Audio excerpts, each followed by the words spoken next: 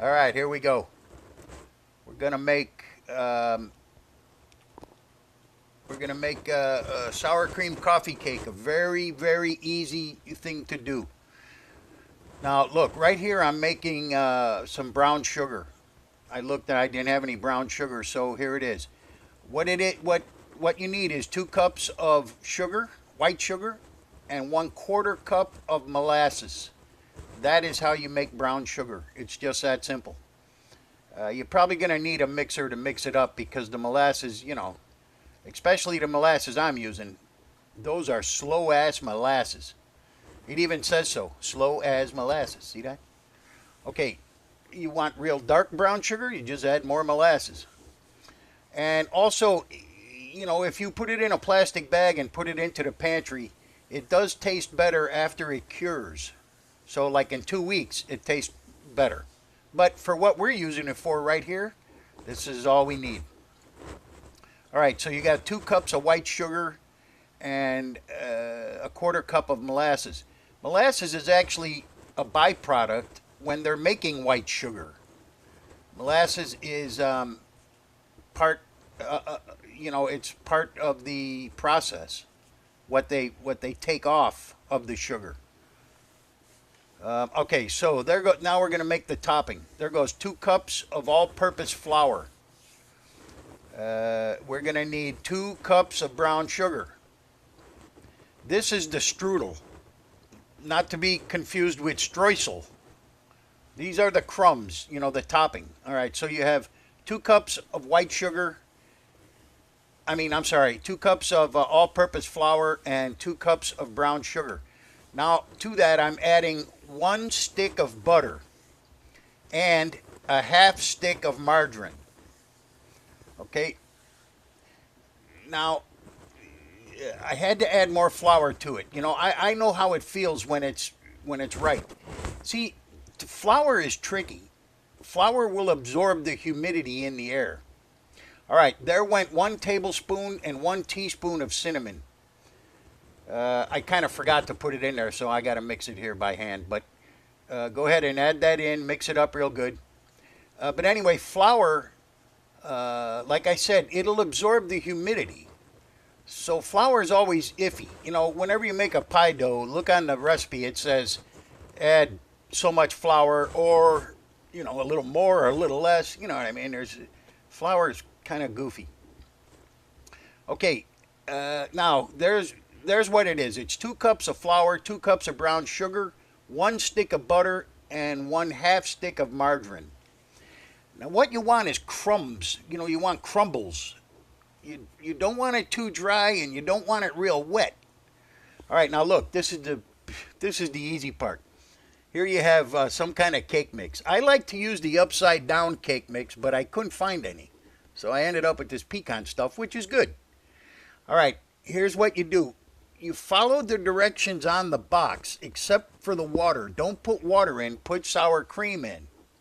Now, as you notice, it's not a full cup of sour cream. There's a little space there, which I'm going to put water to make it a full cup. All right, so the water is probably like 1/8 of a cup. Maybe even a little less. I'm not sure. Maybe, I don't know, a teaspoon. It doesn't really matter. You could use all sour cream if you want. I like to add a little bit of water to it.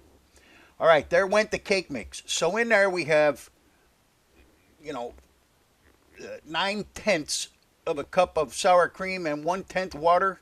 Now we're following the box, the recipe. It's 3 eggs, a half cup of oil, and that's it.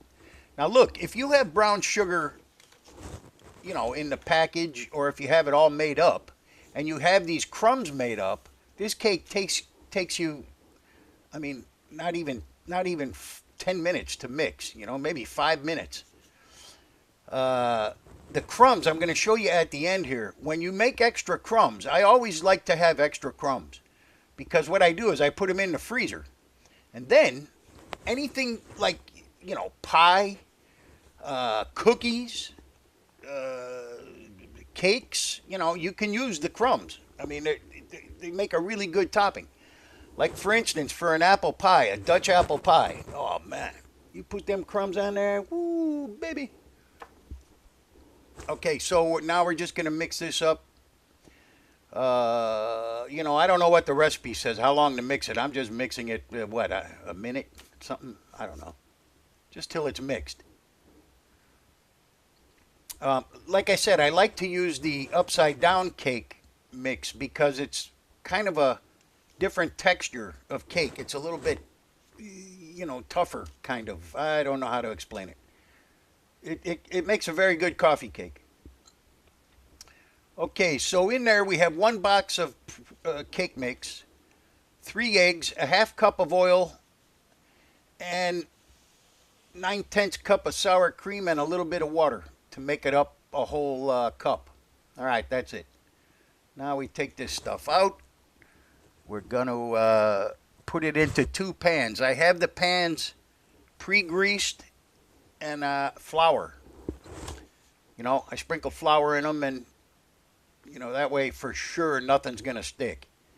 Also, I think I just turned on the oven at 350. Yeah, you got to preheat the oven. All right, so here's the pans. I don't have round pans. I've got, well, I do have round pans, but I wanted to make them in these things, these loaf pans.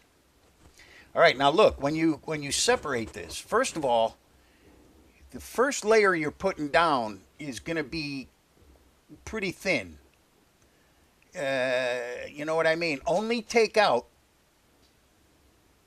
a half of what you mixed up.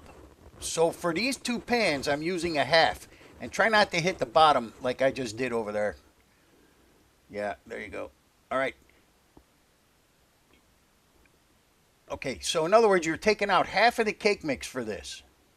All right, then you put a layer of crumbs. And don't be cheap. Put some crumbs on there. You know what I mean? Don't be shy of the crumbs. The crumbs are good.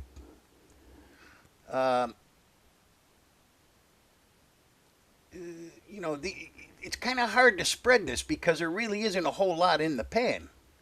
So it's not the easiest thing. All right, now here's what you do. Now you take out, you know, a lump out of a lump for one, and then a lump for another one, but leave something left in the bowl. And I'll show you why here in a second. Okay, now you got 2 lumps that are out. Okay, now you still have a little bit left in the bowl. Now here's what you do. Now you're going to scrape the bowl.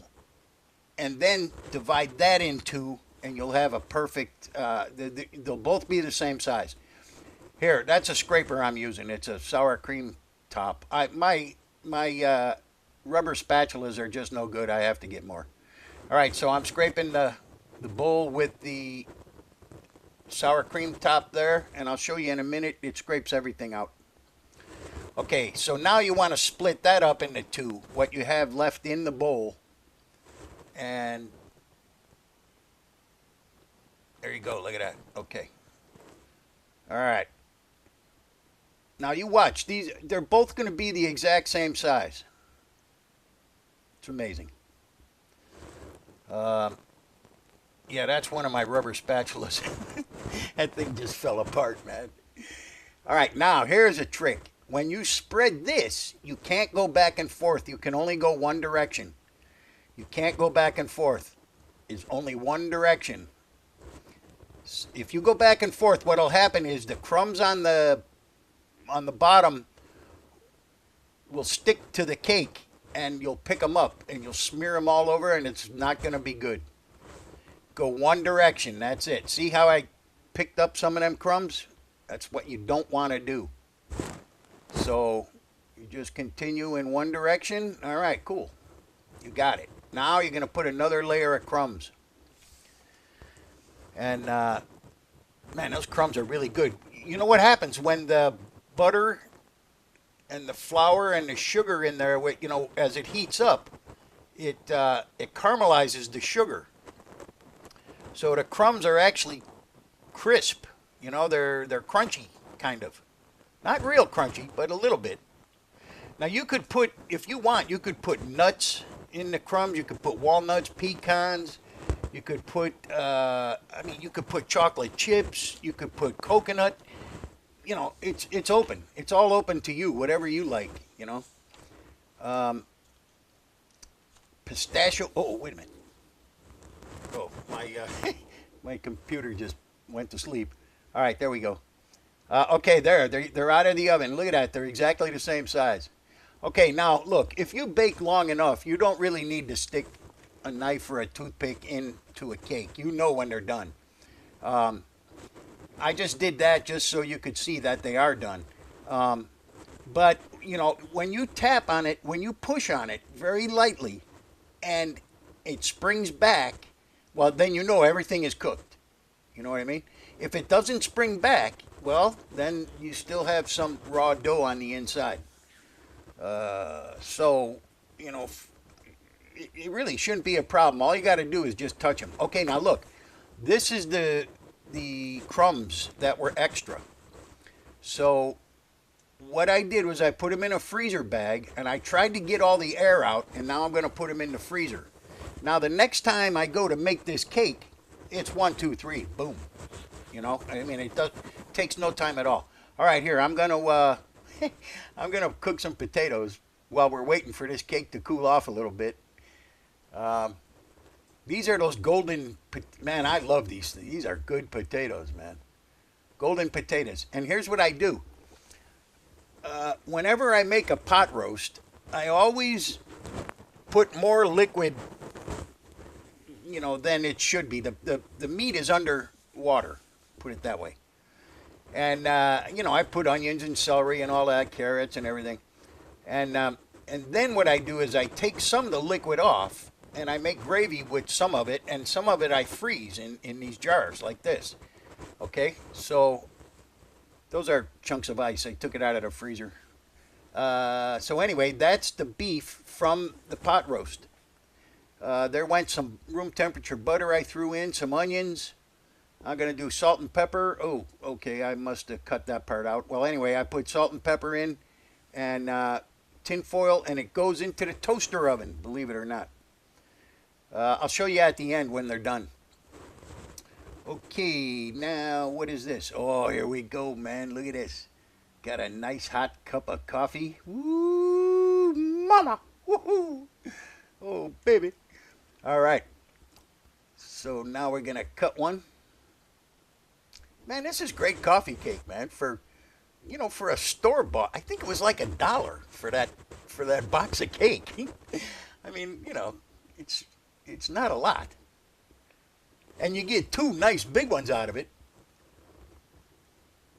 There you go, man. Oh, baby. Ooh, this is good stuff right here. Look at that. You see the layer on the going through it? Nice. And the bubbles are a little bit bigger. You know, the texture is a little more coarse because of the sour cream. All right, there, I'm going to cut a piece off. And oh, man, give me that coffee. Woohoo. I need this stuff. Now, look, you might find it somewhere else around town, but you won't find it any better than this right here. And I'm not kidding you. All right, now wait, I'll show you the potatoes. They're coming up. Hold on. Hold on a minute. What did I do here? Oh, I know what happened. I screwed up. All right, there's the potatoes with the beef. Oh, no.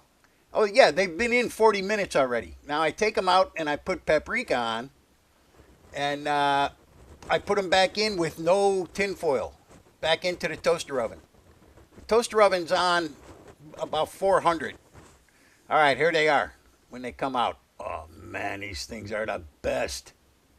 Woo, you got that beef stock in there. You got the onion. Woo. Okay, I got to go. I got to eat.